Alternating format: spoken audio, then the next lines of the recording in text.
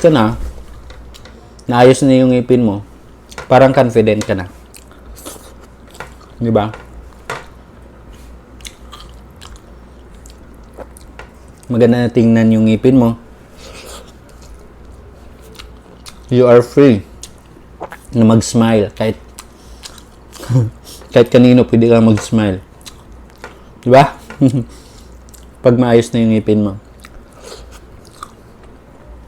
Ako, pinanood ko minsan yung mga videos ko. Nakikita ko yung ngipin ko na pangit talaga ng ngipin ko sa baba. Makikita talaga sa video. So, parang nawala ako ng confident. Sabi ko sa sarili ko, pag may pera na ako, magpalagay ako ng brace.